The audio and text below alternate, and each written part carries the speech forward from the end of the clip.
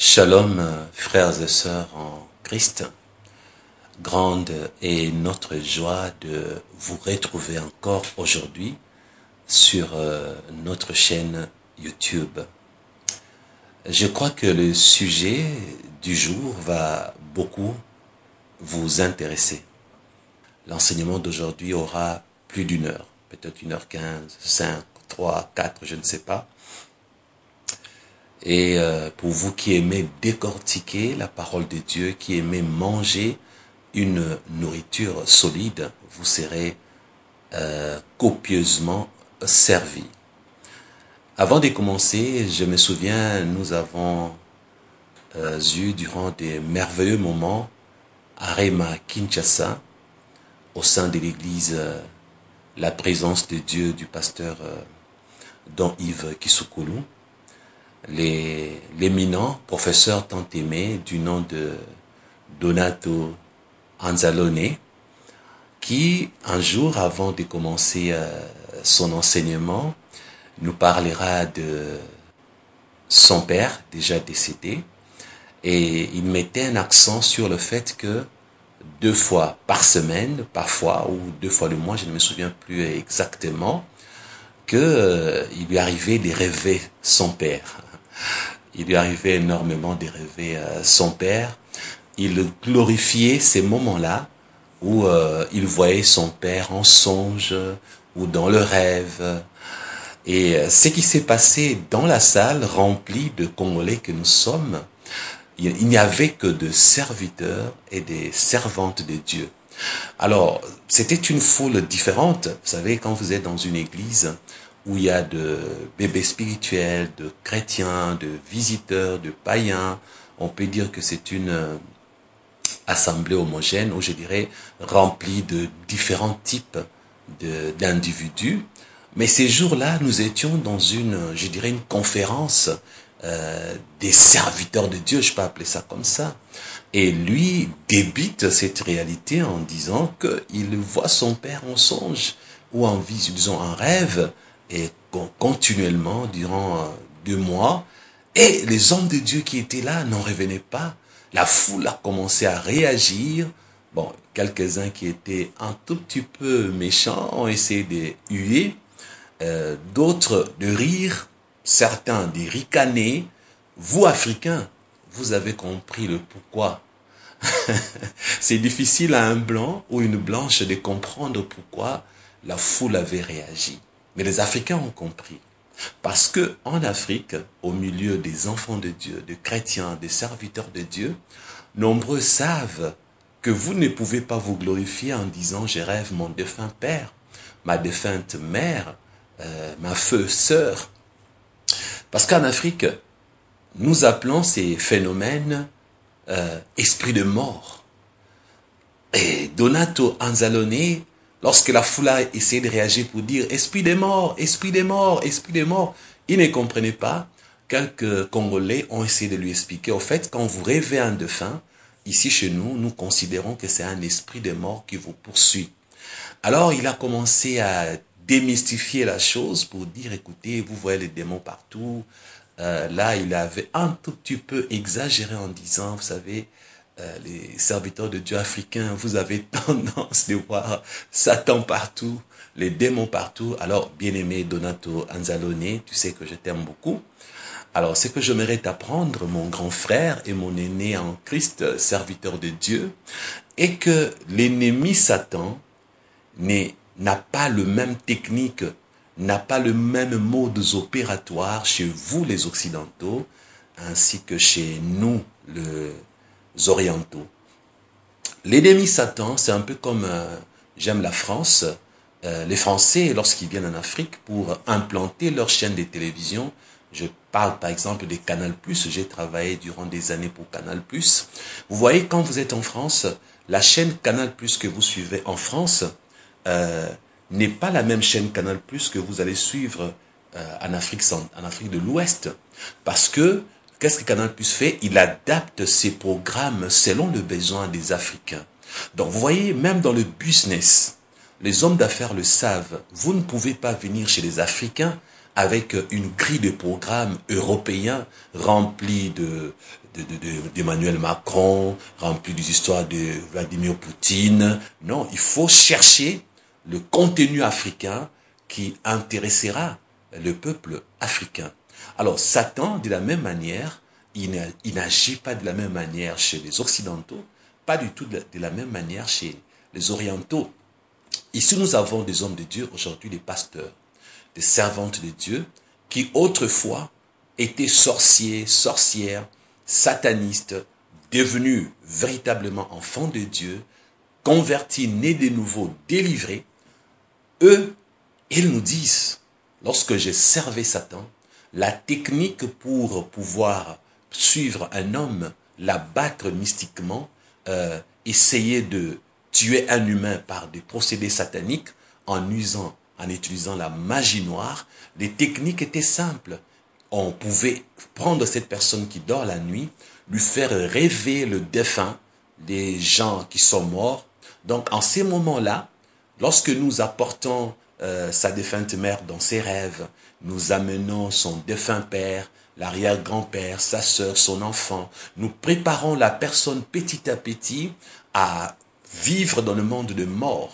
Donc je suis en train de souligner pour dire que il ne s'agit pas de Satan qui est venu mentir les Africains, il ne s'agit pas du diable qui a essayé de faire voir aux chrétiens africains qu'il est partout ou qu'il se retrouve partout. Ce sont des réalités que certains enfants de Dieu, ex-satanistes, ex-sorciers, ont vécu. Ils ont utilisé ces techniques pour pouvoir tuer un grand nombre, entre guillemets, de croyants et d'autres qui ne croyaient pas en Dieu.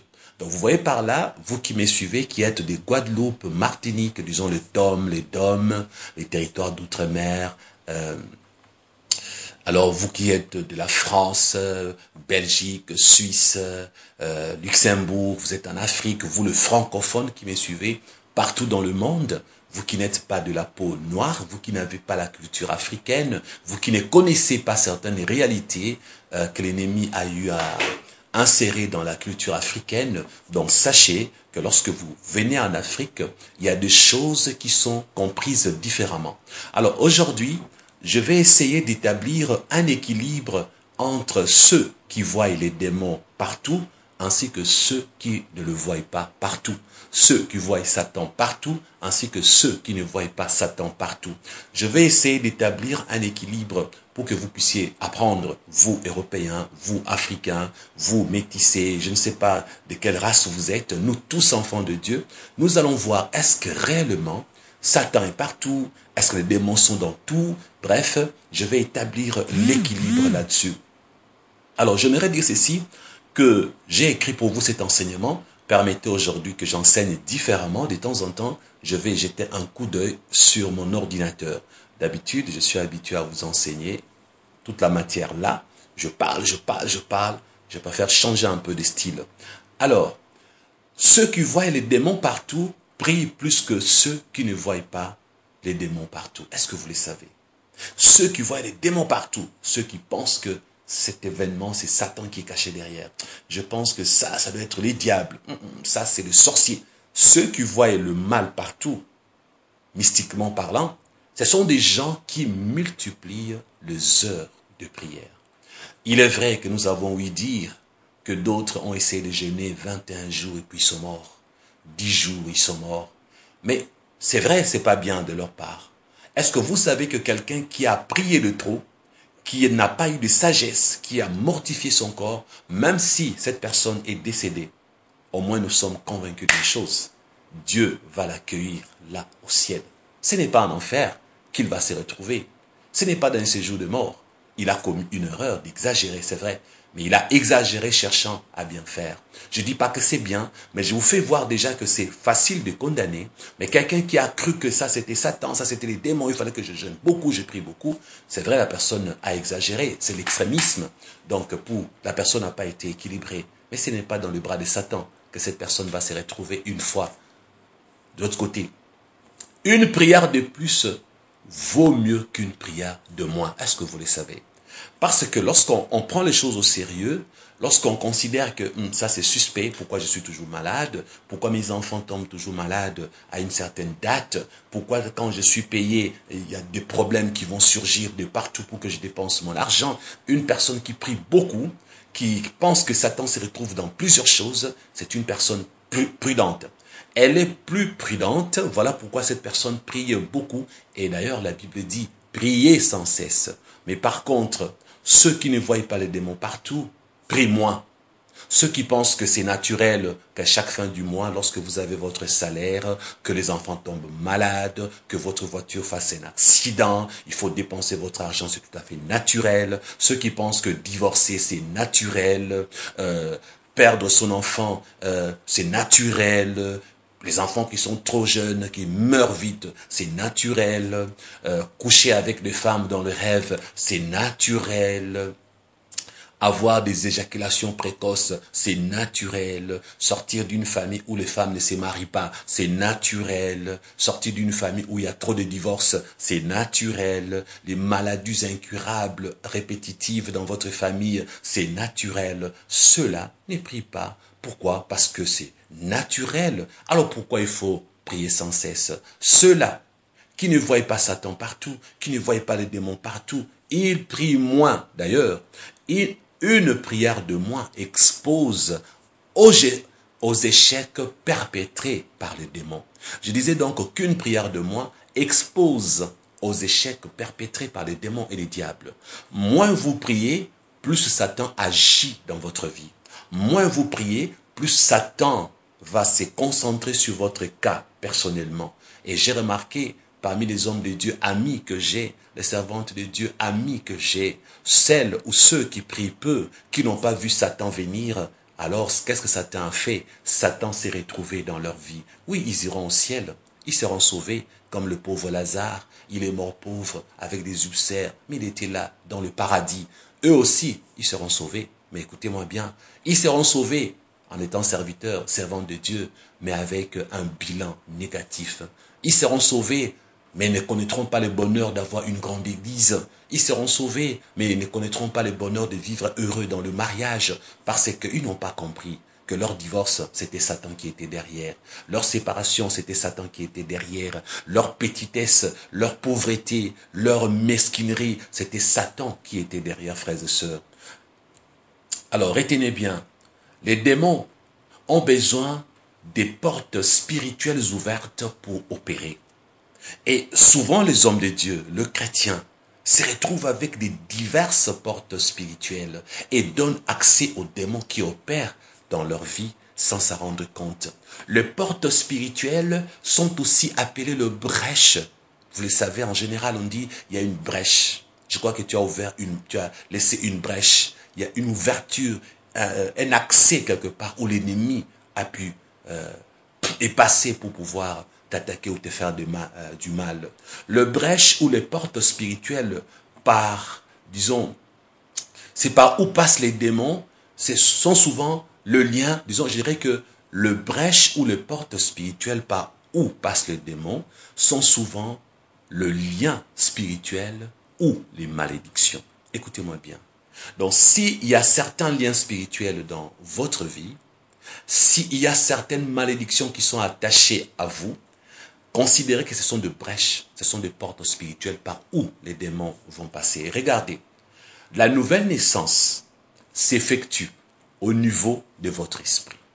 Lorsque vous naissez de nouveau, c'est votre esprit qui a reçu Jésus comme Seigneur et Sauveur. C'est l'homme intérieur qui vient d'être délivré. Cet homme est né libre et délivré et il n'a plus besoin de délivrance. Voilà pourquoi la Bible dit que les choses anciennes sont passées, toutes choses sont devenues nouvelles. C'est au niveau de l'esprit. Mais qu'en est-il de votre vie terrestre? Qu'en est-il de vos pensées? Là où il y a le siège de votre conscience, là où vous réfléchissez. Les deux domaines ici ne sont pas encore délivrés parce qu'il y en a qui ont confondu, qui ont pensé que la nouvelle naissance était une délivrance totale du corps, de l'âme et de l'esprit. Non, c'est l'esprit qui est délivré. C'est l'esprit qui est né de nouveau. C'est l'homme intérieur qui vient de renaître. Mais qu'en est-il du corps? Qu'en est-il de l'âme? Il y a des choses à faire. Voilà pourquoi le nom de Jésus a été donné au-dessus de tout autre nom. pour imposer sur le main sur le malade pour qu'il guérisse maladie ou dans leur corps de chair, n'est-ce pas? Le nom de Jésus a été donné pour chasser les démons. Pourquoi? Parce qu'ils viennent sévir. Pourquoi la Bible dit ramener toute pensée captive à l'obéissance de Christ? Parce que l'âme a besoin encore de sa délivrance en se renouvelant, n'est-ce pas, par la parole, en lisant la Bible, en apprenant beaucoup de choses grâce au Saint-Esprit. Quant au corps, il a besoin d'être crucifié. C'est un exercice volontaire et personnel. Il faut voir s'il y a des liens. Je vous donnerai un exemple. Vous êtes né de nouveau, mais vous êtes sorti d'une famille où il y a des maladies héréditaires. Est-ce que la nouvelle naissance a-t-elle effacé votre maladie héréditaire? N'est-ce pas? Vous êtes né de nouveau, mais vous remarquez que la maladie héréditaire est toujours là, présente dans votre vie. C'est un lien. Quel lien? C'est un lien qui vous relie avec vos ancêtres. C'est un lien qui vous attache, disons, avec votre père, votre mère. Parce que vous êtes le fils de votre père, n'est-ce pas? D'ailleurs, si nous regardons par l'ADN, on peut vous identifier comme l'enfant de votre papa, l'enfant de votre maman. Par l'ADN, on voit que le tard, au niveau du sang, peuvent vous être transmis. On voit que des maladies héréditaires passent par les liens de sang. Donc, vous voyez que même charnellement, il y a un lien qui vous attache avec votre famille biologique. On ne peut pas vous présenter une autre famille comme étant la vôtre après avoir passé plusieurs ADN. C'est de la même manière que spirituellement, vous êtes l'enfant de votre père. Dans le monde spirituel, il y a de familles qui ont hérité certains problèmes. Il y a de malédictions attachées à certaines familles, de génération en génération. Maintenant, lorsque la Bible dit que l'âme qui pêche, c'est celle qui meurt, l'âme ne meurt pas physiquement, c'est le corps qui meurt physiquement, qui est enterré là dans le cimetière. La mort de l'âme, c'est au niveau du spirituel. Voilà pourquoi les âmes pécheresses se retrouvent dans le séjour de mort. Quand la Bible dit que l'âme qui pêche, c'est celle qui meurt, il ne s'agit pas de la mort physique. Vous comprenez à présent? C'est pour vous faire comprendre que l'âme a besoin. Lorsqu'elle pêche, elle sera jugée, elle sera condamnée. Et le corps, quant à lui, il est à part, il est dans ce monde matériel, il est dans ce monde physique. Alors, si vous avez une malédiction qui a été prononcée dans votre famille, cela veut dire que vous n'allez pas subir la mort éternelle. Votre âme ne sera pas punie à cause du péché de votre papa, de votre arrière-grand-père, de votre maman, mais votre âme ne peut être perdue que si elle-même péchait. L'âme qui pêche, c'est celle qui meurt. Cela veut dire que vous ne pouvez pas hériter le péché et la condamnation de péché de vos ancêtres. Vous ne serez pas jugé en fonction du mal qu'ont fait vos parents. Mais la Bible ne veut pas dire par là que comme l'âme qui pêche, c'est celle qui meurt, que le corps physique ne va pas subir une sentence.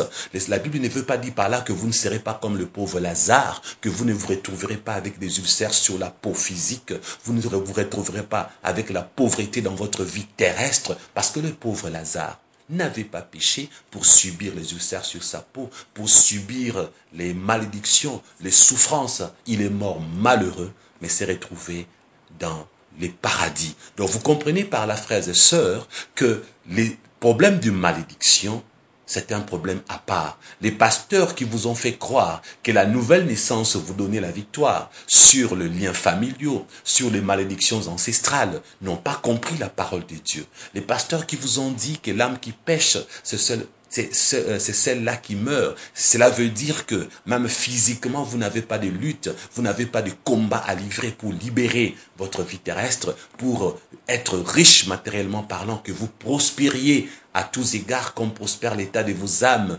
C'est ceux qui vous ont fait croire que nous, les pasteurs, chrétiens ainsi que les autres, nous exagérons en vous demandant de lutter contre les malédictions ancestrales, en vous demandant de couper les liens familiaux. Ceux-là n'ont pas bien compris la Bible, parce que je leur poserai la question, pourquoi Lazare est-il mort malade avec des ulcères sur sa peau? Pourquoi le pauvre Lazare est-il mort pauvre? Pourquoi d'ailleurs Jésus l'appelle le pauvre Lazare? C'était devenu comme son nom ou son second nom. Jésus n'a pas dit Lazare le pauvre Lazare. Donc aujourd'hui, vous comprenez, frères et sœurs, que vous pouvez aller au ciel, mais si vous ne livrez pas bataille par rapport à certains liens familiaux, par rapport à certains problèmes spirituels, vous allez toujours scander le nom de Jésus, vous aurez la victoire comme slogan, mais vous n'allez pas vivre la prospérité dans votre vie terrestre. Alors frères et sœurs, vous avez compris qu'il y a certaines portes spirituelles qui n'ont pas été ouvertes par vous. Il y a des portes spirituelles qui sont ouvertes par vos parents. Je vais vous donner un exemple. Mon père, lorsque j'étais enfant, j'ai vu mon père escroquer de l'argent. Comme il était colonel dans l'armée, mon père a eu à magouiller. Je l'ai vu, par exemple, un jour détourner une grosse somme d'argent d'un de ses amis qui avait vendu sa parcelle. Mon papa l'a fait boire, le type était devenu ivre, mort. Et là, il va lui faire signer un document où le type disait, le monsieur disait, écoutez, j'ai pris mon argent et que monsieur X m'a remis mon argent de la vente de mon terrain. Par contre, lorsque papa a eu à magouiller là-dessus, le type était ivre. Une fois revenu dans ses bons sens, quelques jours après, il demande à mon père, où est l'argent? Papa dit, regarde, tu avais signé ici, je t'ai donné l'argent, et puis tu es parti, tu étais ivre, je ne sais pas ce que tu as fait avec ton argent. Voyez, et je me souviens que cet homme s'est mis à maudire mon père. Toi qui manges mon argent, sois maudit. Et d'ailleurs, tes enfants aussi seront maudits.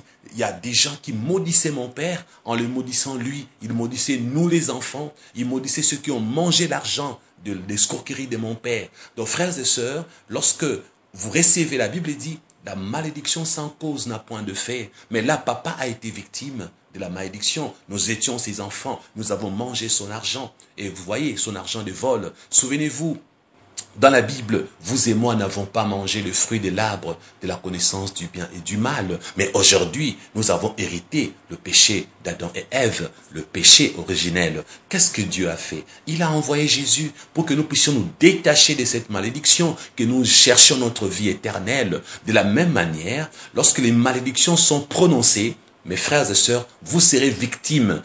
Il vous suffira, vous, de faire ce que Jésus a fait. Il est venu nous libérer. Il est venu libérer les captifs.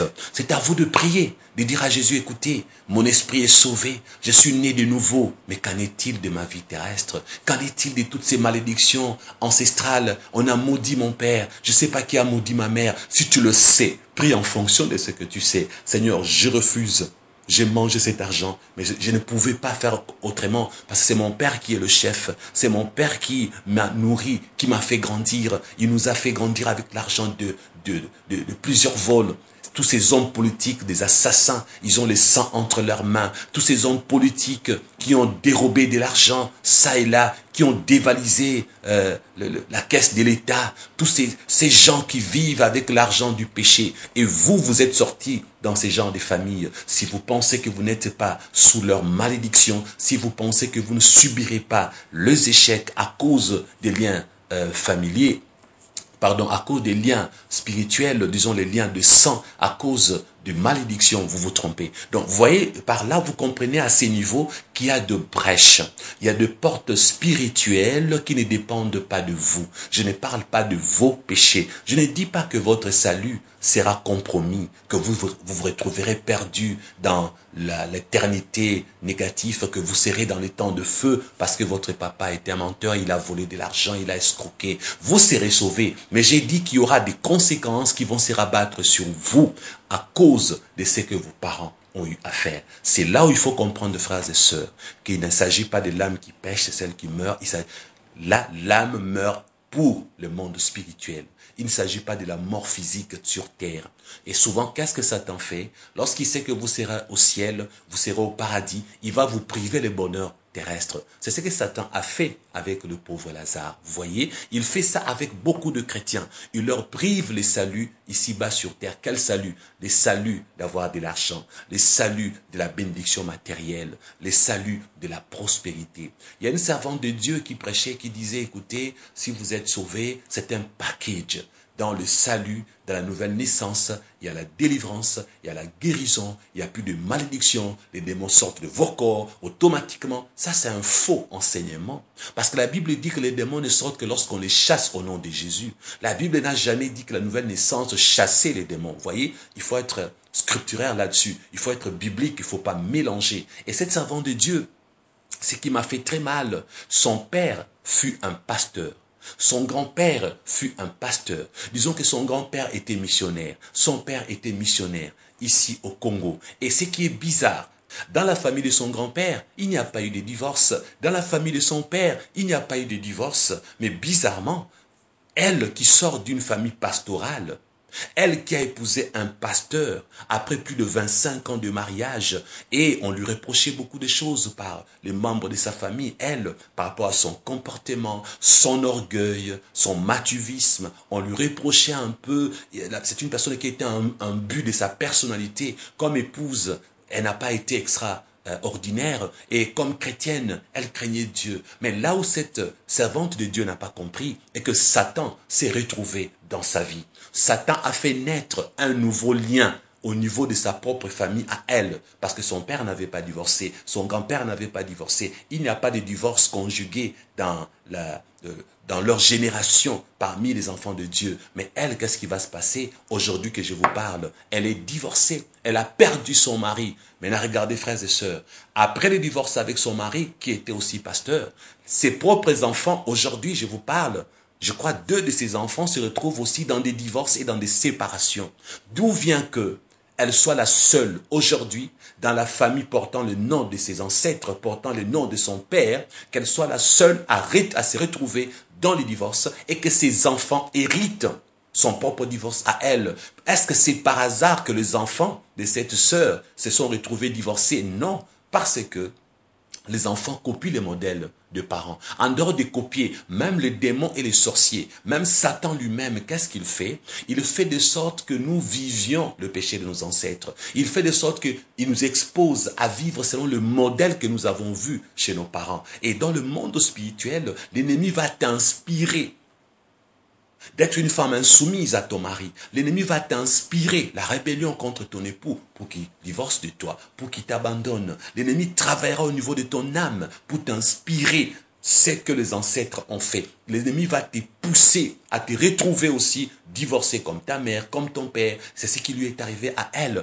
Mais elle n'a jamais vu Satan derrière. Elle n'a jamais prié contre ça. Elle n'a jamais pris le temps de prier pour ses enfants, de les sécuriser, de dire au nom de Jésus, je n'aimerais pas que mes enfants divorcent comme moi, comme mon mari. Elle n'a jamais pris la chose au sérieux. Et je peux vous rassurer, son mari était pasteur, son grand-père était pasteur, son papa était pasteur. Mais bizarrement, ses enfants, aucun de ses enfants ne sert Dieu. Ce sont des enfants avec des tatouages, des coiffures décorées. Ils vivent selon le monde. C'est bizarre de voir les enfants.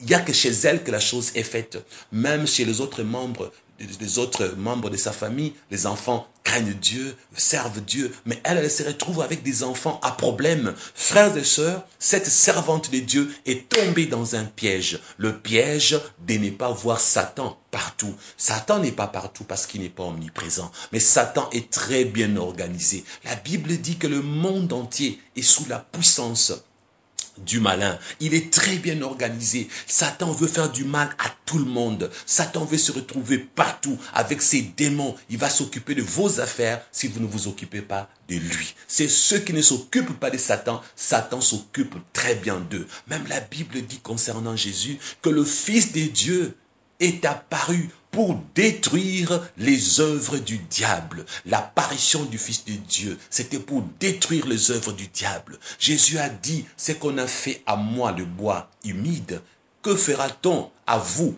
le bois sec? Frères et sœurs, ce qu'il a subi, peut-être nous subirons plus que lui, parce que nous sommes des bois secs dans cette illustration. Frères et sœurs, Jésus a dit, allez partout dans le monde prêcher, chasser les démons, guérissez les malades. Donc ça veut dire détruisez les œuvres du diable. La Bible dit également que le Fils de l'homme, le Fils de Dieu, n'est-ce pas, a souffert dans sa chair. Vous aussi, armez-vous de la même pensée. Nous sommes appelés à savoir que l'ennemi s'en prendra à nous. Nous allons le combattre et nous allons le vaincre. Dire que Satan n'est pas là, Satan ne s'occupe pas de nos affaires, on doit faire fi de lui, comme ça il fera fi de nous, c'est de la bêtise. L'ennemi n'est pas gentil, ce n'est pas un humain qui s'est dit, écoute, comme eux ne prêchent pas contre moi, comme ils ne chassent pas mes démons, je ne vais pas m'occuper d'eux, je vais leur foutre la paix. Satan n'est pas comme ça, frères et sœurs. Alors écoutez-moi bien, derrière chaque lien spirituel, ainsi que derrière chaque malédiction, se cache un ou plusieurs démons qui agissent sournoisement. Ne l'oubliez jamais, frères et sœurs. Ne pensez pas quand un lien vient de naître. Si vous avez compris dans cette introduction longue, je suis en train de parler de la naissance des liens spirituels. Je suis en train de vous montrer comment naissent les liens spirituels. Je n'avais pas annoncé les titres de cette partie d'enseignement. Parce que dans l'ensemble, cet enseignement, je dirais, a pour titre, peut-être vous pouvez dire les démons, les liens spirituels, ainsi que les malédictions. Je verrai comment je vais titrer ça. Mais dans cette première partie, je suis en train de parler de la naissance des liens spirituels. Je viens de vous montrer, par exemple, comment les liens spirituels naissent. Et dans la vie de cette sœur servante de Dieu, je vous ai montré comment le lien la séparation, le lien de divorce était né dans sa famille à elle, et ses enfants automatiquement se sont retrouvés dans les liens naissants. Et l'ennemi aime ça. C'est l'ennemi qui est derrière. C'est l'ennemi qui tire les ficelles. C'est l'ennemi qui inspire. Donc, frères et sœurs, pourquoi derrière chaque lien, il y a les démons? Parce que c'est Satan qui se retrouve dans le mal. Tout ce qui est mal, tout ce qui est péché, tout ce qui est négatif, Satan est derrière. Vous savez, je dis souvent à mes enfants spirituels, l'ennemi, dans le monde spirituel, lui et les démons, ils sont tellement méchants à telle enseigne que lorsque toi, tu heurtes une pierre en train de marcher, par exemple, pouf, tu heurtes une pierre, un petit caillou, et puis ton ongle se coupe, et puis tu as très mal. J'ai toujours donné cette image à mes enfants spirituels. Je leur dis en ces moments-là, là où Satan est, il se met à rire, les démons sont très contents. Yes, il a eu, ça lui apprendra. Donc, est-ce que vous pouvez imaginer, avez-vous déjà un jour pensé à ça, que lorsque tu as un couteau, tu coupes les légumes, tu coupes le poulet, tu es en train de faire, de cuisiner, tu te blesses, le sang coule, les démons sont contents, yes, ça lui apprendra, cette plaie lui fera mal. Donc, ça paraît anodin, n'est-ce pas? Ça paraît négligeable, mais j'aimerais vous dire, derrière chaque peine, un peu de douleur, un peu de souffrance, un peu d'échec, les démons sont derrière. Ils aiment ça. Quand je dis qu'ils sont derrière, je ne dis pas qu'ils vous ont possédé. Je ne dis pas qu'ils sont à l'intérieur de vous. Ils sont à l'extérieur de vous, mais ils tirent des ficelles. Les démons se mêlent de vos problèmes. Les démons se mêlent de vos affaires. S'ils ne peuvent pas travailler en vous, qu'est-ce qu'ils font? Vos prochains, ils peuvent venir titiller votre enfant, ils peuvent secouer votre femme, les voisins, là-bas au travail, les démons et Satan travaillent comme ça. Et même si c'est accidentellement que vous vous êtes cogné, vous vous êtes blessé, même si pas parce que vous étiez distrait au téléphone, que vous avez fait un accident, Satan est content. Là, en fait, disons, dans les séjours, disons, dans leur monde, ils acclament. D'ailleurs, ce sont eux qui vous inspirent en ces moments. Prends le téléphone, réponds à cet appel, et quand tu baisses la tête, boum, accident. C'est toujours eux qui sont là, en train de vous transmettre des mauvaises pensées. Fais ceci, fais cela. Et puis, boum. Et puis toi, tu dis non, Satan n'est pas partout. Mais écoutez, si Satan n'existait pas, est-ce que toi, tu pouvais avoir l'idée de pécher? Si Satan n'existait pas, est-ce que toi, tu pouvais avoir la pensée de divorcer? Si les démons n'existaient pas, est-ce que les disputes allaient exister? Donc, vous comprenez, frères et sœurs, vous qui ne voyez pas les démons partout, eh ben, ils sont pas omniprésents, mais ils sont très bien organisés. Ils se retrouvent partout, dans tous les milieux. Ils sont dans l'univers. Ils se retrouvent, quand je dis dans l'univers, parce qu'ils se baladent, ils sont en dessous de la mer, ils sont sous la terre, ils sont partout. Parce que les hommes, il y a des hommes sous la terre, il y a des hommes en dessous de... Les hommes sont aujourd'hui partout, frères et sœurs. Alors Satan se mêlera toujours de vos problèmes. Satan sera toujours là. Dans le premier point, nous parlons de la naissance des liens spirituels. Donc, il y a de liens qui naissent. Et en Afrique, quand on parle d'un lien spirituel, les Africains ne voient que le négatif dans le mauvais lien spirituel. J'aimerais préciser, en parlant du lien spirituel, il n'y a pas que le négatif dans le lien spirituel. Parce qu'un lien spirituel est un pacte ou une alliance entre les esprits de la même nature ou des natures différentes. Retenez cette définition que j'ai écrite pour vous. Un lien spirituel est un pacte, écoutez bien, un pacte ou une alliance entre les esprits de la même nature ou des natures différentes. Je vais décortiquer ça tout à l'heure. Donc, premièrement, les liens de la même nature est créé entre un être humain et un autre être humain, homme ou femme. Par contre, les liens de natures différentes est créé entre un démon et un être humain. Quand je vous dis par exemple que le lien n'est pas toujours négatif et il peut être positif, si vous avez un pacte, ça veut dire un être humain entre en contact avec le monde des ténèbres, par son sang, bref, il a fait un pacte avec le monde des ténèbres, ça c'est négatif. Donc vous voyez, c'est maintenant un lien entre la nature humaine et la nature satanique. Et si vous avez entre homme et une femme, l'alliance, vous voyez, c'est un lien. Donc, quand un homme et une femme se marient, c'est le lien du mariage, c'est une alliance. Souvent, le pacte est utilisé négativement pour le monde des ténèbres et l'alliance positivement pour nous, enfants de Dieu. Alors, écoutez-moi très bien, frères et sœurs. Je vais maintenant décortiquer, mais avant de décortiquer, laissez-moi faire la lecture pour vous qui avez la compréhension lente. Je disais qu'en Afrique, quand on parle d'un lien spirituel, les Africains ne voient que le négatif dans le mauvais lien spirituel. Pourtant, un lien spirituel est un pacte ou une alliance entre les esprits de la même nature ou des natures différentes. Et je disais que premièrement, les liens de la même nature est créé entre un être humain et un autre être humain, homme ou femme, par exemple, le lien du mariage. Il y a une alliance. Les liens de nature différentes est créé entre un démon et un être humain. Là, il s'agit d'un pacte. Lorsque vous contractez un pacte pour servir Satan. Alors, commençons par les liens de la même nature. Et là, je vais parler entre les humains, entre un homme et un homme, une femme, un homme, bref.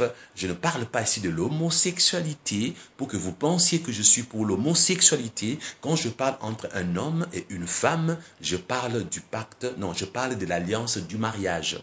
Quand je parle négativement d'un lien entre un homme et un homme, il y a par exemple aujourd'hui des homosexuels qui se promettent de vivre ensemble. C'est aussi, ça c'est un pacte parce que dans le spirituel, c'est Satan qui les a inspirés. Ce n'est pas une alliance, c'est Satan qui inspire, c'est un pacte. Je n'entrerai pas là-dedans parce que YouTube risque de supprimer cette vidéo parce que lorsque vous parlez contre l'homosexualité, lorsque vous parlez contre les gays, qu'est-ce que YouTube fait? Il supprime votre vidéo. Alors, j'ai besoin que cette vidéo continue pour que vous soyez édifiés. Je vais éviter de parler longtemps contre ces choses-là, parce que YouTube n'est pas d'accord qu'on parle contre ça. Alors, frères et sœurs, point 1.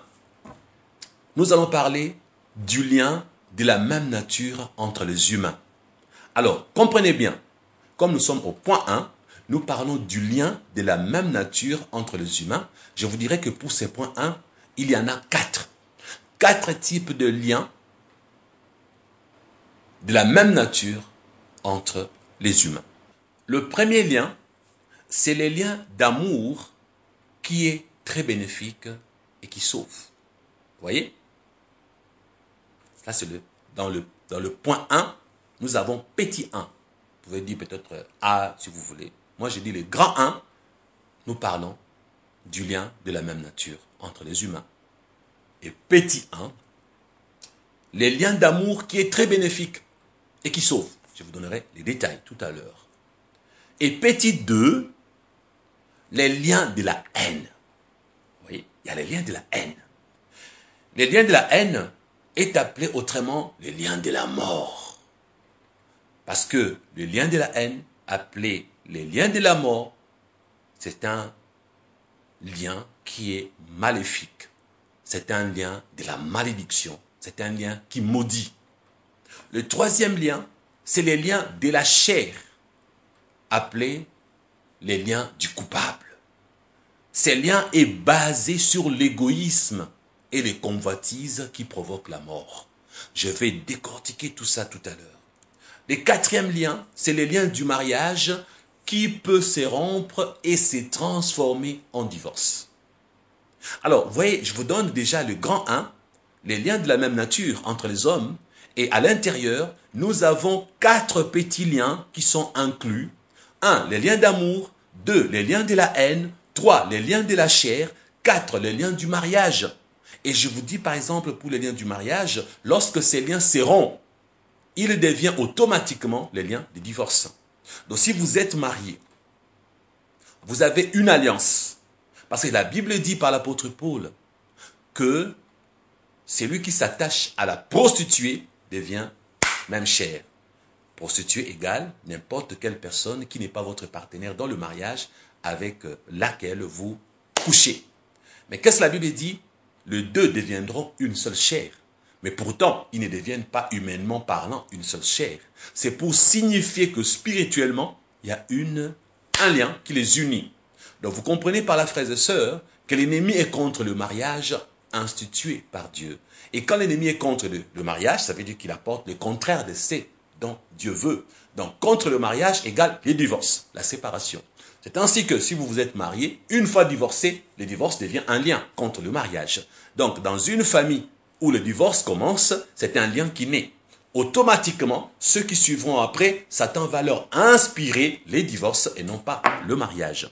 Alors frères et sœurs, quand je parle des liens d'amour, qui est très bénéfique et qui sauve, parce que lorsque tu aimes, tu ne peux que faire du bien à l'autre. Et si vous voyez à l'opposé, le deuxième lien, c'est le lien de la haine. Et quand on hait quelqu'un, on a envie de tuer la personne. Voilà pourquoi le lien de la haine est appelé aussi le lien de la mort. C'est un lien qui est maudit et qui est maléfique. Nous allons voir les exemples tout à l'heure. Et quand je parle du lien de la chair, lien du coupable qui est basé sur l'égoïsme et le convoitise et qui provoque la mort, vous allez voir aussi des exemples tout à l'heure. Alors rapidement, décortiquons.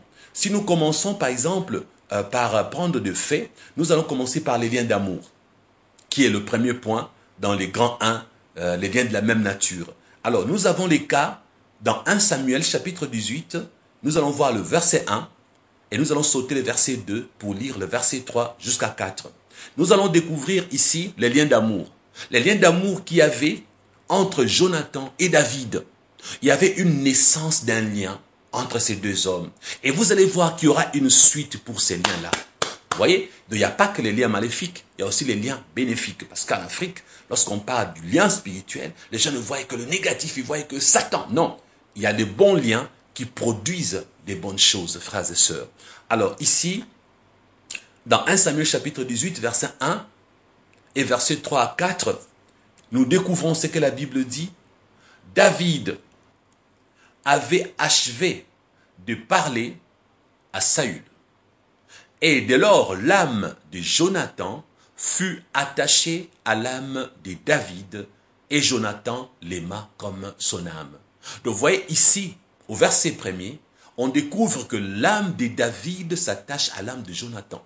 On ne dit pas le corps de David s'attache au corps de Jonathan. Donc dans le spirituel, il y a un lien. C'est une alliance. Vous voyez, ce n'est pas un pacte. Donc une alliance est établie entre David ainsi que Jonathan. Dans le spirituel, les deux ont contracté une alliance.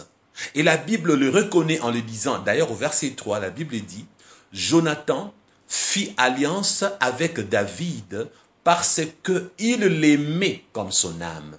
Frères et sœurs. Donc regardez, j'aime mon âme, je m'aime.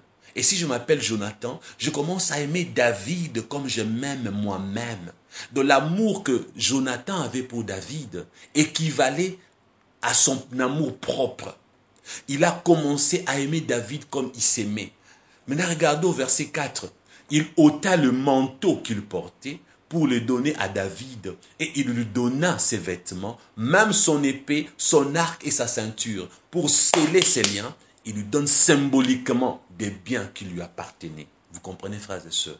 C'est ce qui fait que, lorsque vous épousez un homme, une femme, un autre homme, une femme, pourquoi vous couchez ensemble? Quand vous couchez, c'est pour sceller cette alliance. Et comme un homme et un homme ne peuvent pas coucher, leurs âmes sont liées, alors il y a échange. Il donne ça pour dire à David, voilà, tu prends ce qui m'appartient parce que je suis lié à toi. C'est un lien d'amour. David aimait Jonathan et Jonathan aimait David. Et Plus tard, vous allez voir ce qui va se passer, j'en parlerai après. À cause de cette alliance d'amour, de ces liens d'amour, David tiendra promesse. À cause de cet amour que Jonathan avait pour lui, David sauvera la progéniture de Jonathan. David viendra à l'aide pour sauver un des enfants de Jonathan. Plus tard, j'en parlerai. Donc, voyez, les liens d'amour sauvent. Elles sauvent parce que David va se souvenir de son attachement avec Jonathan. Donc, frères et sœurs, il y a des chrétiens qui s'aiment énormément. Vous pouvez aimer votre pasteur au point que votre âme est attachée à l'âme de votre pasteur dans le bon sens, les liens d'amour, vous l'aimez d'un amour pur. Vous pouvez aimer un bien-aimé en Christ, entre frères, entre sœurs. Vous vous aimez tellement et vous faites du bien à l'autre. Et spirituellement, Dieu considère cette unité. C'est un lien positif, c'est un lien d'amour qui vous réunit, qui vous rassemble. Oui, les bons liens existent. Voici cet enseignement qui vous parle de la naissance des liens. Pas seulement le mauvais, mais il y en a également des bons liens qu'il faut considérer. Et d'ailleurs, frères et sœurs, si nous pouvons prendre le deuxième lien, les liens de la haine, que j'appelle les liens de la mort qui est maléfique et qui d'ailleurs qui maudit, découvrons en parlant maintenant du père de Jonathan, qui celui-là a eu à faire quelque chose par la haine qui était en lui. Qu'est-ce que Saül a fait contre les Gabaonites? Il avait de la haine en lui, il a voulu les exterminer. Saül a voulu détruire les Gabaonites, il a voulu les effacer de la surface de la terre, parce que les liens de la haine ou du mal habitaient en lui. Et regardez ce qui va se passer en lisant 2 Samuel chapitre 21, versets 1 à 3. La Bible dit ceci, commençons par les premiers versets. 2 Samuel 21, 1 à 3. Du temps de David, il y eut une famine qui dura 3 ans. David chercha la face de l'Éternel. Et l'Éternel dit à David, c'est à cause de Saül et de sa maison sanguinaire. C'est parce que il a fait périr les Gabaonites. La famine arrive 3 années entières. David prie, Dieu dit, mais qu'est-ce qui se passe? Dieu dit, c'est une punition, une malédiction. À cause de qui? À cause de Saül. Comment est-ce que la terre devient stérile? Disons, il y a sécheresse. Mais ça vient de qui? Qui maîtrise la nature? Qui a créé l'univers? Qui a séparé les saisons? Qui fait pleuvoir, n'est-ce pas Dieu? Dieu lui-même dit, c'est à cause de Saül et de sa maison sanguinaire, parce qu'il a exterminé, disons, il a fait périr les Gabaonites. C'est Dieu qui annonce, ce n'est pas Satan. Donc vous découvrez ici que le lien de la haine, c'est les liens qui produisent la mort. Les liens de la haine, c'est les liens de la malédiction. Vous allez voir la mort tout à l'heure. Mais avant la mort, vous voyez déjà ici que Dieu parle d'une malédiction active. 3 années entières, frères et sœurs. 365 jours fois 3, c'est beaucoup.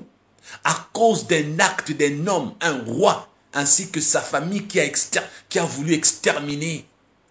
Voyez, frères et sœurs, une portion des gens, les Gabaonites. Et ça vient de la bouche de Dieu. Dieu montre par là qu'il y a un lien de la haine. Pourquoi c'est un lien? Saül a détesté les Gabaonites, leur a fait du mal, et le mal qu'il leur a fait est un mal qui a créé un lien. La haine n'engendre que la haine, parce qu'on va voir après que les Gabaonites aura aussi la même haine contre Saül et contre sa maison. La haine de Saül a produit une autre haine, donc et Saül et les Gabaonites étaient liés par un lien de la haine, les liens du mal, la malédiction. Dieu a montré par là qu'il était contre parce qu'il est un Dieu de justice et il y a eu famine, frères et sœurs. Et lorsque nous lisons le verset 2, la Bible dit, le roi appela les Gabaonites pour leur parler. Les Gabaonites n'étaient point d'entre les enfants d'Israël, mais c'était un reste des Amoréens, dit la Bible. Les enfants d'Israël s'étaient liés envers eux par un serment, et néanmoins Saül avait voulu le frapper dans son zèle pour les enfants d'Israël et de Juda. Et au verset 3, David dit aux Gabaonites, que puis-je faire pour vous et avec quoi ferai-je expiation afin que vous bénissiez l'héritage de l'Éternel? Parce que Dieu avait dit David allait guider son héritage. Les peuples de Dieu étaient l'héritage de Dieu. Regardez, frères et sœurs, quand il leur pose la question, que faire? Dans la suite, vous allez voir ce qui va se passer. Mais avant que je ne vous montre ce qui va se passer, ce que je trouve étrange, c'est que David a besoin de leur bénédiction pour l'héritage de Dieu. David considère qu'à cause de du mal que Saül avait fait aux Gabaonites, les Gabaonites ont raison d'en vouloir à Saül et à sa maison, et alors une malédiction vient de s'abattre sur le territoire. Famine de 3 ans. Dieu lui-même reconnaît cela. Et c'est d'ailleurs Dieu qui l'a annoncé. Et David dit, pour ôter cette malédiction, j'ai besoin d'une bénédiction provenant de vous.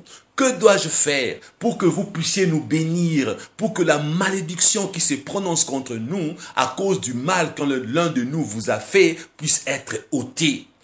David a besoin de leur bénédiction pour l'héritage de Dieu. N'est-ce pas étrange, frères et sœurs? D'ailleurs, si vous lisez dans 1 Samuel chapitre 10, verset 1er, il est dit ceci. Samuel prit une fiole d'huile qu'il répandit sur la tête de Saül, il le baisa et dit, l'Éternel n'est-il pas loin pour que tu sois le chef de son héritage? Voyez, David était le chef de l'héritage de Dieu. C'est là où David insiste, je suis le chef de l'héritage de Dieu.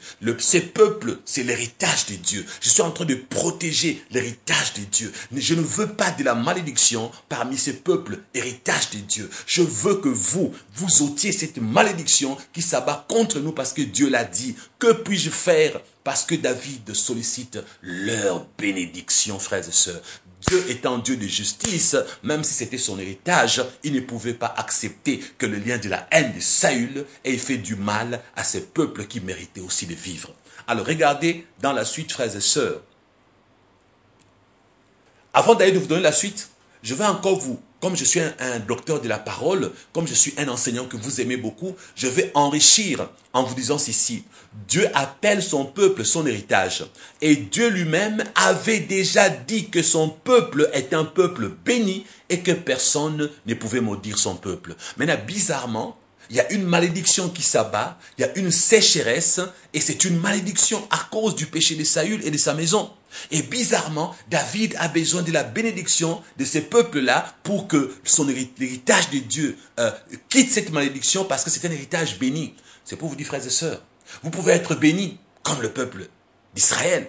Mais cela ne veut pas dire que lorsque vous avez tort, que Dieu vous bénira toujours.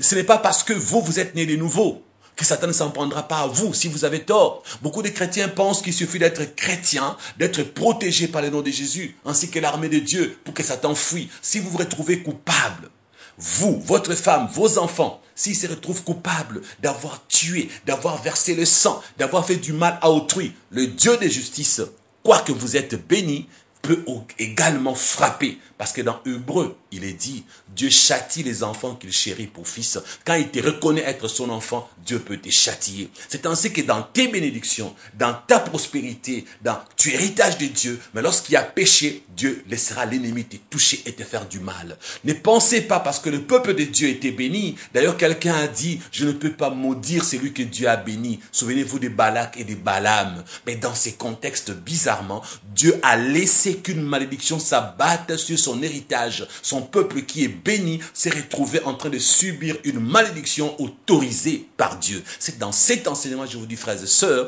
arrêtez de dire aux enfants de Dieu, comme tu es béni, tu es né de nouveau, Dieu ne laissera pas le péché de tes ancêtres s'abattre sur toi, les conséquences du péché de tes parents ne seront pas sur toi. Attention, c'est un Dieu de justice. Regardez, si vous avez hérité l'héritage de votre papa, les maisons, qu'est-ce que la Bible dit? Que ceux de la succession héritent également le passif et l'actif. S'il y a des dettes, vous héritez les dettes. Même devant la loi, les débiteurs, disons, les gens à qui votre papa devait de l'argent viendront réclamer leur dû. Et la loi dit que les enfants paieront la dette de leurs parents. Et si c'est l'actif, l'héritage est positif, vous allez jouir de ce que papa et maman ont laissé. Donc frères et sœurs, Dieu est un Dieu de justice. Alors comme il est un Dieu de justice, détrompez-vous. S'il y a de malédiction avec cause de ta mère, de ton père, tu peux subir, mon frère et ma sœur. David n'a pas brandi ici la parole de Dieu pour dire, écoutez, nous sommes un peuple béni, nous sommes l'héritage de Dieu, c'est fini, allez-vous. Bon, c'était un mot grossier ça, qu'est-ce que je peux dire à la place? Bon, allez-vous-en. Il n'a pas dit ça, il a tenu compte d'eux, il a voulu qu'eux fassent quelque chose pour que la malédiction soit ôtée, que la bénédiction soit prononcée. Oui, lorsque dans vos familles, il y a des gens qui ont été fautifs ou fautives, frères et sœurs, vous pouvez à un certain moment chercher à réparer les torts causés. Ce n'était pas à cause de David, n'est-ce pas? Ce n'était pas à cause de David que la malédiction a été là, pour la sécheresse. Ce n'était pas David qui était sanguinaire, c'était quelqu'un d'autre. Ceux qui subissaient en ce moment-là n'étaient pas coupables. Oui, vous pouvez subir des conséquences des choses dont vous n'êtes pas coupable. Vous êtes né avec une maladie, vous êtes né avec le sida, qu'avez-vous fait? C'est vos parents qui avaient le sida. Vous êtes né avec des tares, qu'avez-vous fait? Vous sortez d'une famille où il y a trop de liens spirituels, de pactes avec le monde des ténèbres. Oui, vous allez subir. Qu'on ne vous mente pas. Apprenez toujours à chercher votre liberté. Apprenez toujours à chercher votre délivrance. Arrêtez de suivre tous ces pasteurs qui vous disent, arrêtez ces histoires de combats spirituels. Vous n'en avez pas besoin. C'est des frères et sœurs. Je vous montre bibliquement que même si vous n'avez rien fait, mais beaucoup de fois, vous subissez. Vous êtes là, innocent, mais vous êtes en train de subir innocemment. David a subi innocemment. Le peuple a subi innocemment. Et là, regardez ce qui va se passer. Avant de voir ce qui va se passer, comme je suis un enseignant, je dois décortiquer. Allons-y dans Nombre chapitre 23, versets 5 à 8. Lisons. L'Éternel mit des paroles dans la bouche de Balaam et dit, retourne vers Balak et tu parleras ainsi. Verset 6. Il retourna vers lui. Et voici, Balak s'est tenu près de son holocauste, lui et tous les chefs de Moab. Verset 7. Balaam prononça son oracle et dit, Balak m'a fait descendre d'Aram, le roi de Moab m'a fait descendre des montagnes de l'Orient. Viens, maudis-moi Jacob, viens, sois irrité contre Israël. Verset 8. Comment maudirais-je celui que Dieu n'a point maudit? Comment serais-je irrité contre l'Éternel? Comment serais-je irrité quand l'Éternel n'est point irrité? Donc ici nous avons la réponse que tu ne peux pas maudire celui que Dieu a béni. Tu ne peux pas être irrité celui contre qui Dieu n'est pas irrité. Maintenant Dieu dans sa justice, il a été irrité contre la maison de Saül. Parce que Saül avait tort. Et c'est maintenant l'irritation de Dieu qui a fait qu'il a laissé la malédiction s'abattre. Donc Dieu peut autoriser qu'une personne bénie soit frappée de malédiction pour rendre justice à celui qui le mérite. Avez-vous compris, frères et sœurs? Alors maintenant, il y a quelqu'un qui pleure quelque part. Ton père a versé le sang. Ton papa a volé de l'argent. Des gens de ta famille ont fait des choses graves que tu ne connais pas. Là-bas, il y a des malédictions qui sont prononcées. Il y a des gens qui prient contre ta famille. Voilà ce qu'ils nous ont fait. Ils nous ont spoliés. Ils nous ont fait ceci, Seigneur. Justice. Pendant qu'ils réclament justice, toi tu es l'enfant de ton père. Pendant qu'ils réclament justice, toi tu es la fille de ta mère. Alors qu'est-ce que Dieu va faire? Dans sa justice, il peut permettre que tu meurs comme le pauvre Lazare. Vous ne vous êtes jamais posé la question pourquoi Lazare était si pauvre? Pourquoi il y avait des ulcères couverts sur son corps? Pourquoi il mendiait son pain? Alors que David a dit, j'ai été jeune, je vais paraphraser, j'ai grandi, j'ai vieilli, je n'ai pas vu le juste abandonné, ni sa postérité mendier le pain. Mais c'est contrairement au pauvre Lazare. La parole de Dieu ne s'est pas accomplie dans sa vie. Il est sauvé, mais il a été malheureux et misérable, frères et sœurs. C'est pour vous dire, mes amis, Dieu est juste. Dans sa justice, Dieu lui-même peut laisser une malédiction s'abattre sur vous. Dans sa justice, il peut faire justice à certaines personnes parce que tout le monde est aimé par Dieu. Les autres sont aimés par Dieu. Il n'y a pas que toi qui es aimé par Dieu. Il est un Dieu de justice. S'il faut que tu payes, tu payeras. Alors arrêtez de faire croire aux enfants de Dieu que voilà, vous êtes libres, tout ce que vos parents ont fait n'auront pas d'incidence sur vous, même si ta maman fait ce qu'elle fait, c'est des bêtises ça comme enseignement, frères et sœurs, parce que s'il a le sida, tu vas naître avec le sida si tu es dans son ventre. C'est tout à fait normal. Il y a des maladies héréditaires, la science les démontre. Alors pourquoi on ne peut pas se retrouver dans des problèmes? Nous avons hérité le péché d'Adam et Ève. Jésus est venu nous sauver alors que nous n'avions jamais mangé le fruit de l'arbre de la connaissance du bien et du mal. Pas vrai? Alors, recorrigez vos enseignements, serviteurs de Dieu. Arrêtez de mentir le peuple de Dieu. Laissez le peuple de Dieu chercher leur délivrance. Voilà pourquoi vous-même, certains pasteurs vivent dans la médiocrité, sont toujours là, manquent de prospérité pour avoir de l'argent. Il doit escroquer, il doit créer des faux enseignements. Il y a de ces servants de Dieu qui sont malheureux et misérables. Tu vas finir ta vie seule parce qu'aujourd'hui tu es divorcé. Tu n'as pas compris que Satan était derrière. Tu n'as pas vu le lien, tu n'as pas vu l'ennemi. Et là, tu commences à induire les autres en erreur. Il y a de ces églises où rien ne marche dans la vie de la majorité des gens qui sont là-bas. Il y a des églises qui sont remplies de divorcés parce que le pasteur lui-même c'est un divorcé. Il y a des églises qui est remplie de gens médiocres parce que celui qui dirige est médiocre. Alors chrétiens, faites attention et choisissez très bien vos conducteurs spirituels. La continuité, frères et sœurs, dans 2 Samuel, chapitre 21, versets 4 à 7, nous allons voir ce qui va se passer par rapport à ces liens de la haine, à la réclamation des Gabaonites et à la sécheresse de 3 ans. 2 Samuel 21, 4 à 7, verset 4, les Gabaonites lui répondirent, parce que David avait posé une question. Que puis-je faire pour que vous prononciez les bénédictions? Parce que nous ne voulons pas de cette malédiction. Les Gabaonites lui répondirent, ce n'est pas pour nous une question d'argent et d'or avec Saül et avec sa maison. Et ce n'est pas à nous qu'il appartient de faire mourir quelqu'un en Israël. Et le roi dit, que voulez-vous donc que je fasse pour vous? Avant leur réponse, décortiquons. Ce n'est pas pour nous une question d'argent. Tout ne se répare pas avec de l'argent. Il y a des choses que tu as eu à faire comme péché. Il y a du mal que tu as fait aux autres. Tu ne vas pas te racheter à prix d'argent. Pour ôter une malédiction, il ne suffit pas que de payer l'argent. Mais les faux serviteurs de Dieu vous font croire, donne-moi l'argent, je vais prier pour toi, je vais réparer, donne-moi l'argent. Bâtissons les hôtels, donne l'argent, l'argent, l'argent, l'argent. Des voleurs, des margoulins, des envoyés du diable, des faux serviteurs de Dieu.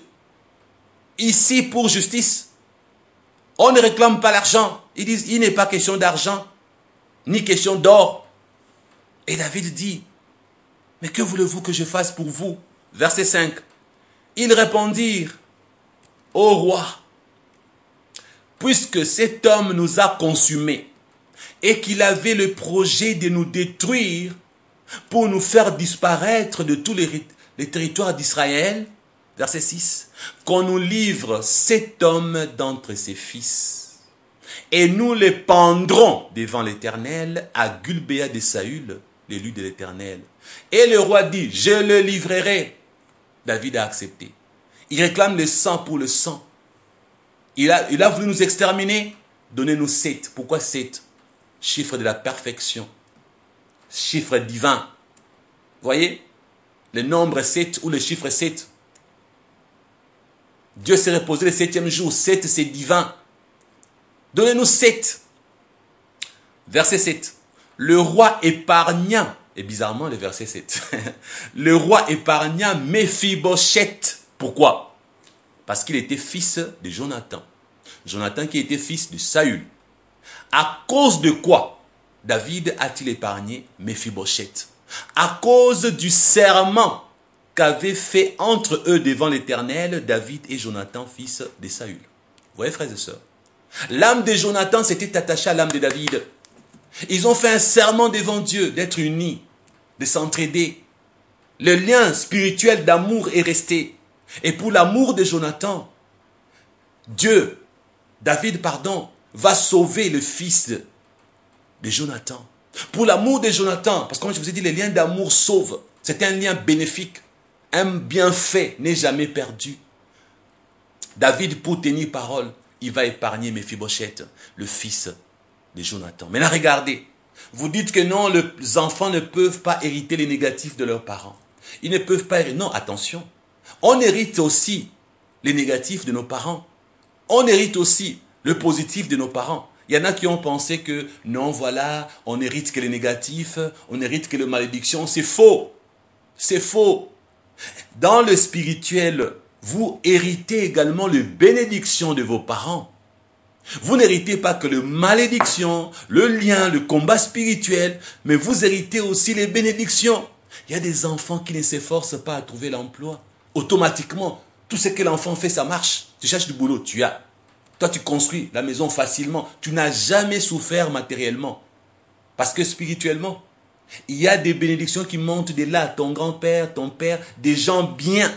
Ils ont fait du bien aux autres. Dans le spirituel, il n'y a pas de réclamations ni de revendications contre toi. Tu sors d'une famille bénie. Il y a des enfants qui ont trouvé la facilité dans beaucoup de choses sur terre parce que les parents de ces enfants ont été des gens bien. Jonathan a été bien avec David. Jonathan a sauvé la vie de David à maintes reprises. Et ces liens d'amour a créé un héritage positif. L'enfant de Jonathan va hériter l'amour de son père. Il va hériter la protection. Il va hériter qu'on épargne sa vie terrestre, frères et sœurs. Voyez, mais à l'opposé, Saül, qui a, par sa haine, quand on dit sa maison, il n'y avait pas que... C'était Saül et ses enfants, ses autres enfants, dont ils ont tué les Gabaonites. Regarde ce qui se passe. À l'opposé, les enfants de Saül, innocents apparemment. Les autres enfants de Saül, apparemment innocents. Mais qu'est-ce qui va se passer? Ils vont se retrouver en train de payer le prix du sang. Était-il coupable de ce que Saül avait fait? Oh, quelqu'un dira, ce n'est que de l'Ancien Testament. Faites attention.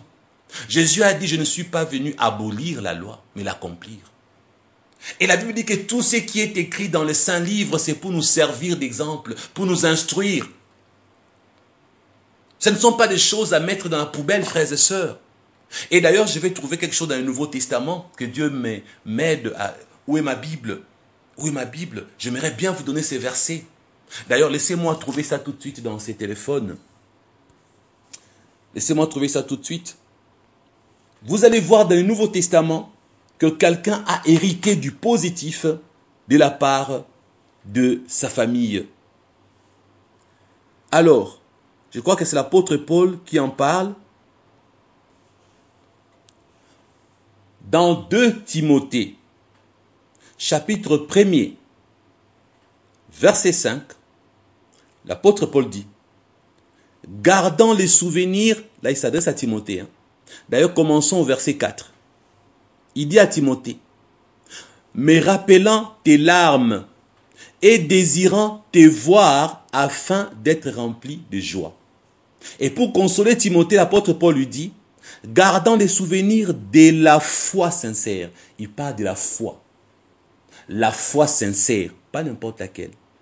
La foi sincère qui est en toi, Timothée. Et il précise, qui habita d'abord dans ton aïeul Loïs et dans ta mère Eunice, et qui, j'en suis persuadé, habite aussi en toi. C'est qui l'aïeul? Les grands-parents. Et quand c'est féminin, il s'agit des grands-parents femmes. Donc ici, Paul dit à Timothée, la foi sincère que tu as là, tu l'as héritée. Ça, elle a d'abord habité dans ton aïeul, ta grande-mère, bon, ta grand-mère, Loïs, la mère de ta mère, qui? Eunice. Donc la foi sincère, l'apôtre Paul montre à Timothée que aujourd'hui tu es chrétien, aujourd'hui tu crois en Jésus, tu es mon enfant. Pour consoler Timothée, il lui informe. La foi sincère qui est en toi, tu sais d'où ça vient? Parce que ta grand-mère aimait Dieu, elle avait cette foi sincère. Ta grand-mère l'a transmise, a transmis cette foi sincère en ta maman. Tu as vu ça? Tu as vu, frères et sœurs? Donc, on peut hériter le positif. Dans le Nouveau Testament, on nous montre ça. Qu'une foi sincère a été bénéfique pour Timothée. Disons que la grand-mère ainsi que la mère ont donné à Timothée la vie éternelle. Elles ont été pieuses. C'est pourquoi la Bible dit, instruis l'enfant lorsqu'il est petit. Et lorsqu'il sera grand, il ne va pas s'en détourner. Frères et sœurs, tu peux hériter le positif par les liens d'amour le positif. On n'hérite pas que les mauvaises choses, on hérite également les bonnes choses. Mephibosheth a été épargné, a été sauvé à cause de son père. Timothée a la foi sincère à cause de sa grand-mère et de sa mère. Donc, dans cet enseignement, vous avez vu la naissance de liens. Il n'y a pas que les liens négatifs, il y a également les liens positifs.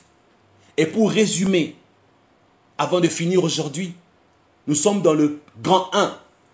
Les liens de la même nature entre nous les humains. J'ai vu qu'il y en avait 4 types. Le premier type, les liens d'amour qui est très bénéfique et qui sauve. Venez de voir ici, les liens d'amour a sauvé Mephibosheth, l'enfant de Jonathan, à cause de l'alliance entre Jonathan et David. Vous avez vu la bonne chose, Eunice, Héloïse, Timothée a hérité la foi sincère. Les liens de la haine, le deuxième type, là nous avons vu, c'est les liens de la mort qui est maléfique et qui maudit. Saül a fait du mal. Et ses enfants ont hérité le mal de Saül, ils ont payé par le sang. Ceux qui ont fait du mal dans ta famille t'exposent à payer par ton sang. Il y en a qui échouent aujourd'hui pas à cause d'eux. Tout ce que tu fais, ça ne marche pas. Va prier. Demande à Dieu de te faire grâce. Sors de ces malédictions. Sors de ces blocages. Va prier. Frères et sœurs, ne pars pas au ciel comme le pauvre Lazare. N'accepte pas de mourir comme tu es, s'il te plaît. Révolte-toi. Arrête avec ces pasteurs qui te font croire que c'est normal ta situation. Arrête, refuse la petitesse. Refuse la médiocrité. Refuse de demeurer dans l'échec. Refuse. Tu peux sortir de ces méandres, des déboires. Le troisième type, les liens de la chair, je n'en ai pas encore parlé. Donc j'ai parlé plus de 2 premiers types. Prochainement, je parlerai de 2 types qui restent. Le lien de la chair ainsi que les liens du mariage. Permettez que je m'arrête ici aujourd'hui. Je ne peux pas finir en un seul morceau d'enseignement. Je suis obligé de revenir là-dessus. Et avant de finir, souvent je ne vous donne pas de mes nouvelles. La fois passée, une sœur a dit, Papa Christian, quand je regardais l'une de tes dernières vidéos que tu as fait un peu récemment, j'ai vu en toi quelqu'un de fatigué, quelqu'un qui souffre. Physiquement, j'ai vu que tu n'allais pas bien. Alors, je me suis dit, peut-être qu'il serait avantageux pour moi, des fois, de vous donner un peu de mes nouvelles. Cette sœur a tapé juste. Physiquement, je ne vais pas bien. Malheureusement, pour moi, je ne peux pas vous donner tous les détails. Mais ce qui est vrai, j'ai une maladie dans ma chair qui nécessite que je voyage dans un pays étranger pour qu'on me sauve physiquement par la médecine. Si Dieu veut faire une intervention miraculeuse, il le fera. Et je ne peux pas vous donner des détails parce que ma femme ne m'a pas donné la permission, ni ma famille, ni mes enfants spirituels qui connaissent mon cas de santé. Et bizarrement, 2 prophéties ont été données qu'il est possible que Pasteur Christian meure cette année, le plus tôt possible. Et ces 2 prophéties sont données par des hommes de Dieu qui montrent que je peux mourir d'un moment à l'autre.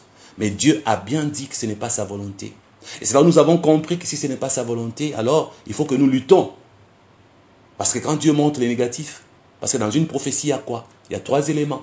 Une prophétie doit exhorter, consoler et édifier. Pourquoi nous sommes édifiés?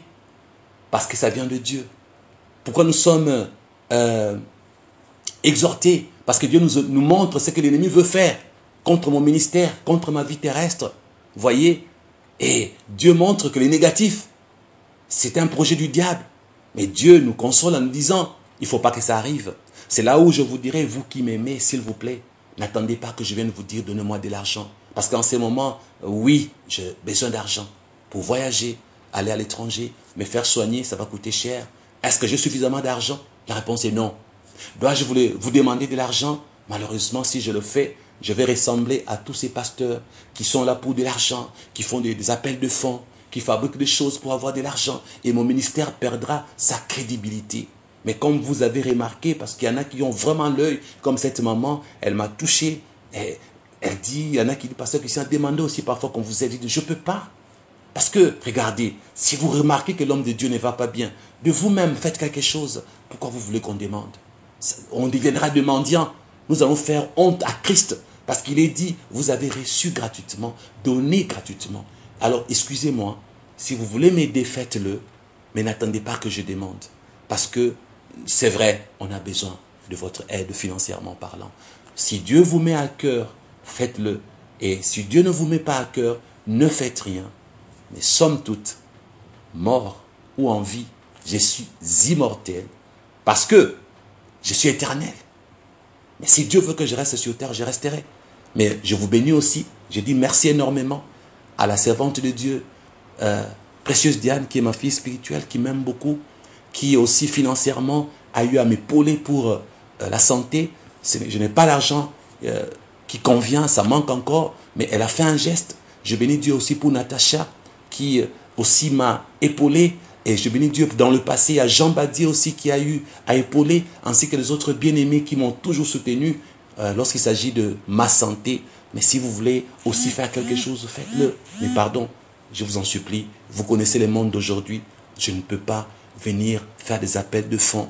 Alors si vous voulez vraiment, si vous m'aimez, faites de votre propre gré. Que Jésus-Christ vous bénisse. À la prochaine, parce que la suite promet d'être très intéressante pour vous qui aimez les enseignements, qui aimez apprendre. Ah, moi-même, je me sens tellement excité de pouvoir faire la suite. Alors, pour vous dire vrai, je garde le même habit. La suite sera faite avec le même habit, au même endroit, même emplacement. Alors, je vous dis à la prochaine pour la suite.